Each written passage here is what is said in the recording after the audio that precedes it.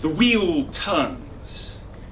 Ixion burns, and the sun drags another day through the sky.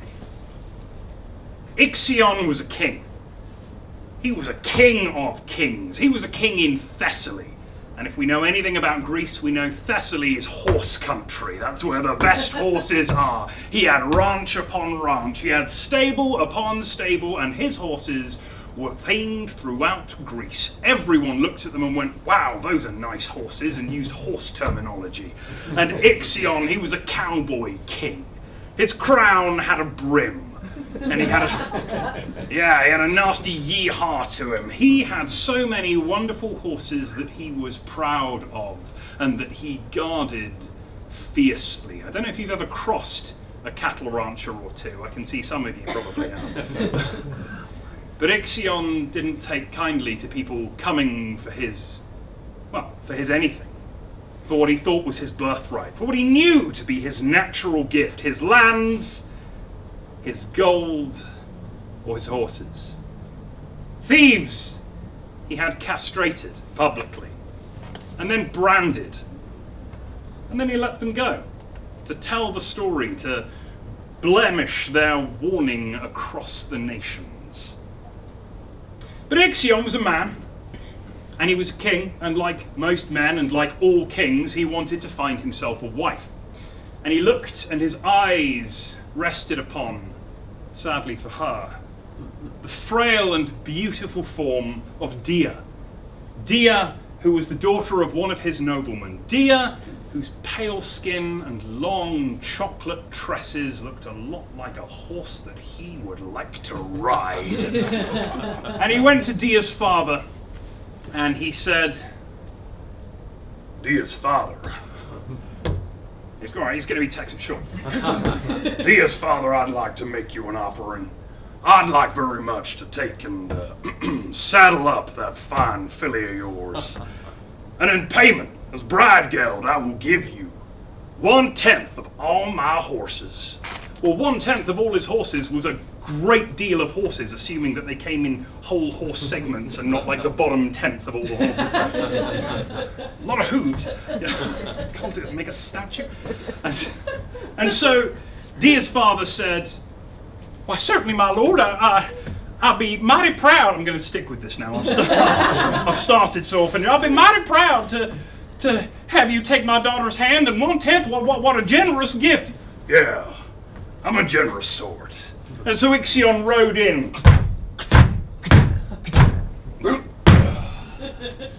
And he got off the horse, swinging himself impressively into Dia, and he said, my Dia, you're coming with me. And he put her on the back of his horse, and he rode off to his keep, and he did whatever you imagine he did there. Well, the wedding was had. It was a fairly simple affair. He didn't want to spend too much money. He needed that for, him. And so when Dia was good and wedded to him, and her father wrote and said, my lord, when can I expect the shipment of horses? Ixion said, you'll take the fact that I've got your daughter now, and she's making me, very happy. You've done a fine job raising her. And we'll call the matter settled. I don't think I need to pay you any horses. I don't think I need to give you any gift. I don't think any bride geld is sufficient for the joy you've given me. We'll call it quits there. Do you think Dia's father took that very well? No. I can barely hear you. Do you think it should? There we go. That's better. Thank you very much. Run full of corpses here. No, he did not. He was mightily annoyed, aggravated, frustrated, and just a little bit miffed. And so he decided that what he would do is he would get the price he was owed. He would go and steal 1/10 of Ixion's horses, which he did in the night, rustled them away. Do we think Ixion took that very well? No. No, indeed he did not. And Ixion fumed and seethed and realized that he was a king and he was a manly man. And he had a big fancy hat, and he was going to do exactly what was the right thing to do. So he said, let bygones be bygones. And he sent a letter. He sent a letter to Dia's father saying, Dionysius, for that was his name, Dionysius, I invite you to come be a guest in my home. You've stolen my horses. Well, we know what I do to horse thieves around these parts, but you're also the father of my wife, and I feel I may have done you some wrong in the past. Come to my home, be under the protection of Xenia, which is the custom by which you have to be gracious as a host and as a visitor. You can expect safety, and you can expect safe passage to and from whenever you've been invited somewhere. Come enjoy the protection of Xenia and my hospitality, and we will smooth these waters over until they are mirrored and there is no blame left to be attributed to either side.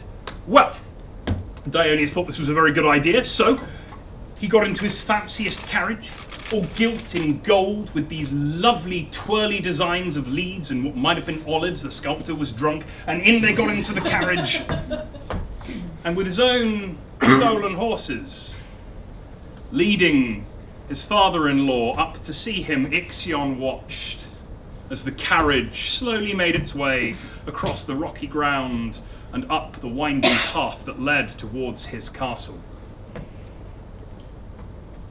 And Dionysus didn't notice, because he hadn't been here before, that the ground looked a little disturbed, as if it had been unearthed or moved or shaken up. There had been some kind of foundation work, groundworks, digging. He didn't notice this. He didn't notice the frankly quite obvious pile of dry rushes and leaves that had been carefully constructed over a large pit-shaped hole. And so it was that when the horses put their first legs in, they didn't find solid ground, and their back legs couldn't skitter quickly enough, and soon horses and carriage and all fell horribly, while Dionysus looked mutely with horror out of the window of the carriage as it fell, and the flames below erupted. There was a pit that had been dug, filled with coal and dung from his stables, and into this sharp, spiked pit Dionysus fell. The horses landed first, and they landed badly. Bones splintering, rupturing out of skin, muscles shredding. The whinnying of a dying horse is not a pleasant thing to have as your last sound you ever hear, but Dionysus was lucky, I guess. He got to hear the laughter of Ixion as he watched on and saw the carriage go up in flames, and then the conflagration took Dionysus, who looked up with a trembling hand, and the last thing Dionysus saw, as his skin charred and cracked and peeled off and his screams tore his vocal cords apart, the last thing he saw was the branded face of his daughter, Dia, lying pre-charred in the pit next to him. That's how we deal with horse thieves around these parts, said Ixion, the hero of this story. Well, Ixion thought that he could get away with this, but it turns out that disrespecting Xenia, being an oathbreaker, being a thorough stinker and a cad, doesn't get you very far when you're the king, and his subjects rebelled, and his lords revolted against him, and he found himself usurped, thrown out, tossed aside, discarded. He was still extremely rich. He was still a horrible person, but nobody liked him anymore because everybody could see this cattle king, this horse master, this oath breaker for what he was. And so he wandered and felt himself shunned everywhere he went, and he felt it like a curse upon him, and he said, there's got to be something I can do to fix this. Fine, I broke Xenia. Fine, I killed a few people. Fine, I tortured and mutilated my wife. Quite like that part. There's got to be some way to get some absolution. Got to be some way I can be cleansed of this sin. Well, as above, so below. Corruption is rampant here. I'm sure I can pay this sin off. So he traveled to speak to an oracle of Zeus. Zeus, king of the gods. Zeus the mighty. Zeus the strong. Zeus who's usually 3 sheets to the wind. And he came to the oracle of Zeus and he said, I want you to put me back in Zeus's good books. Well, said the oracle, I will happily pray for you, but you must be truly contrite. You must be really sorry for what you've done. Oh, I'm sorry, said Ixion, and he pulled out a big bag of gold. How about that? Sorry enough? How about now? Sorry enough? What does it need? You go on, you do the words, you do the speaking, I'll do the paying. And the priest put his hands together and said, "Oh, Lord Zeus, please look down with favor upon this humble supplicant here, who comes to you with true contrition in his heart." "Oh yeah, I'm real sorry." "And he would ask your absolution and atonement." Well, a messenger arrived the next day, and this messenger had a long grey beard, and he walked with a stooped limp, and he came with shaking hand and quavering voice, and he handed out to Ixion a beautiful piece of Basildon bond, and he opened it, and he saw in gorgeous copperplate handwriting, it was an invitation for Ixion to come up to high Olympus, to show his contrition, to be absolved. And Ixion took the letter and he laughed. And the old man, querying, looked at him and he said, "Zeus is a sucker. He's gonna forgive me. After everything I've done, I pay a bit of money, I say some fancy words, and poof, sins are gone. Oh, he don't deserve to be king of the gods. He don't deserve no respect. I'm gonna go up to Olympus, and I'm gonna fuck his wife."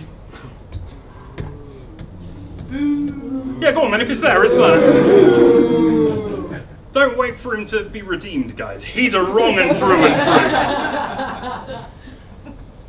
I'm going to do, oh yeah, you heard, I'm going to go stup her hard. And so the old man nodded, turned, threw off his cloak, put on his winged boots, and flew straight to Zeus. And he said, "Buddy!" Bad news.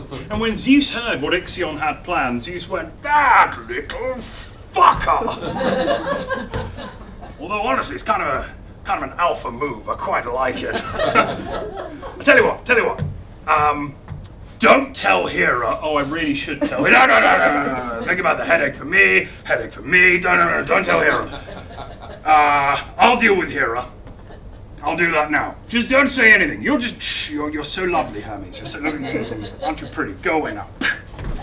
Hermes, off he left. "Hera, babe!" "What?" said Hera, putting down the knitting she'd only just picked up, and Zeus came behind her and started rubbing her shoulders. "Sweetie, honey, sugar plum, love of my life, my darling wife." "What do you want, Zeus?" "Look, there's a spa. You should have a spa day in 2 days from now. Just don't be here. Be somewhere alive. It's going to be lovely. Ding. Ooh. And the cucumber on your eyes and all that, like, mud on your face and whatever else you like. You love it." Hera went, "Well, this is obviously a trick. But I do like a spa."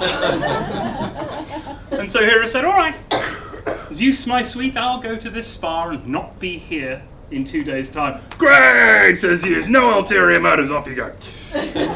So she leaves, and as soon as she's gone, because 2 days to get to this, spas are a long way away.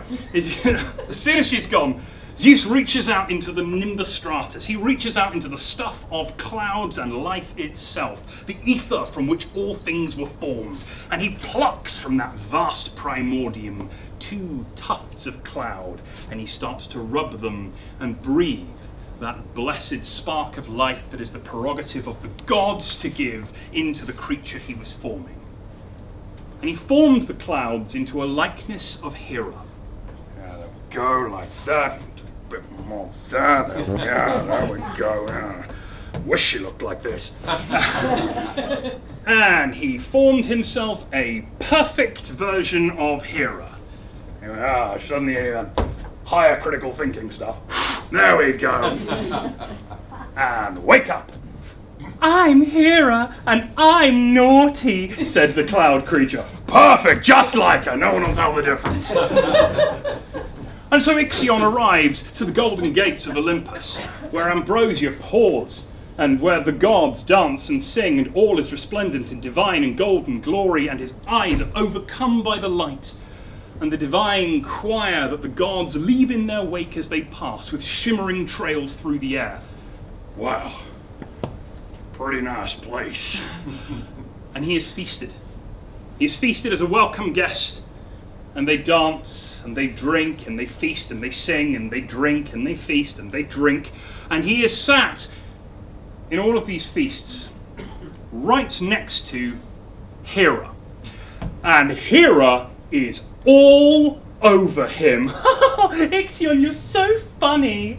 Oh, you've got such big arms, Ixion. Oh, don't say that, that's so rude. And all the other gods and goddesses who are not privy to the plan are looking at this clearly not Hera, who is dripping off of this mortal king, who seems a bit smarmy and a bit slimy and a bit sleazy and all the other S words that we attribute to politicians. And they said, what is going on? And Zeus said, it's fine, Hera, it's fine, just don't even, shh, Hephaestus, shut it, And Hera, serious, it's gonna be great. It wasn't gonna be great. And Hera took Ixion by the hand and said, you're such a big, strong, manly man. You like horses? I love horses. Why don't I show you the stables? It's nice and quiet there. I'll show you where the mares are bred. And she took his hand and led him round the back of the stables. And suddenly, pornographic noises could be heard emanating from within, and springs going up and down, and it was crazy. And the other gods looked at Zeus, and Zeus went, oh, it's going to be great, it's going to be really good. Well, wait for it, it's going to be really good. And he reached out, and he pulled the walls of the stable down, and they collapsed around Ixion and Nephili, the cloud Hera, who were caught in flagrante delicto in positions that would not be inappropriate in the Kama Sutra or a riding manual. And Zeus said, ha! I got you, Ixion! You're a real stinker and a wrong, and come to my house and try and sleep with my wife. That's not a wife! That's not my wife! That's a bunch of clouds! And Ixion turned and looked at Hera, and now that he looked closer with less lust-fueled eyes, she did look a little bit Cyric around the edges, a little wispy. And he said, ha ha, it's not Hera, that's a bunch of clouds. And she said, yes, and I'm pregnant now, and he's the father. And Zeus went, oh, what? Oh, this wasn't part of the plan at all. And all the gods looked at Zeus going, what are you going to do? And somewhere, about 2 days away, there was a ding, and Hera sat with cucumber slices on her eyes and said, I don't know what my husband's doing. It's going to be awful. But when I get back, I'll deal with it. For now, this is lovely. And she sank once again into the hot spring in which she bathed. Well, Zeus went, right, okay, Nephili, I'll deal with you later. I'm Hera. No, you're not. Right, Ixion, buddy, I got you. You were gonna get me, but I got you because I'm the king of the gods. Hey, right, look, you don't seem like a really bad guy to me. And all the other gods went, no, come on, guys, come on. What's he done? He fancied a few people, he shagged a few people, he killed a few people. Who hasn't done that? Ixion, buddy, I compel you now by the powers of Olympus. You must be honest in what you say. You must be truthful in how you answer this question. If I send you back to Earth now, how would you act? And would you be truly sorry?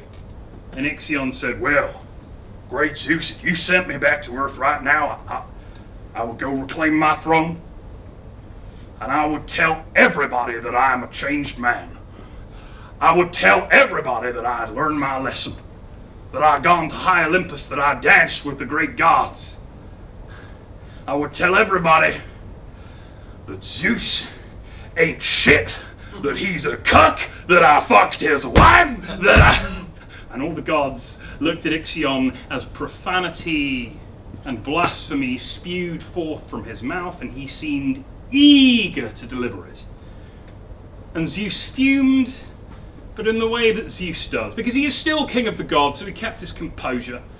And over Latvia, a thunderstorm leveled a small town. And he called to Hermes and he said, Hermes, bind this scum. And Ixion's arms were lashed to the sides of the wheel, of the great cart of Helios, for whom the stables were designed. His legs were bound to spokes, and as the great wheel began to roll, and Ixion started to scream, Helios lashed the horses, and the horse master, the oath breaker, the liar, the blasphemer, and the rejecter of Xenia, Ixion, span, and span, and span, and as the wheels came closer to the sun, that golden blazing light, they caught fire as they do every day when Helios drives his many-wheeled chariot across the sky, and Ixion began to burn. But he was in heaven, chained to a divine chariot, and so he did not suffer the relatively swift fate of his father-in-law or his short-lived wife.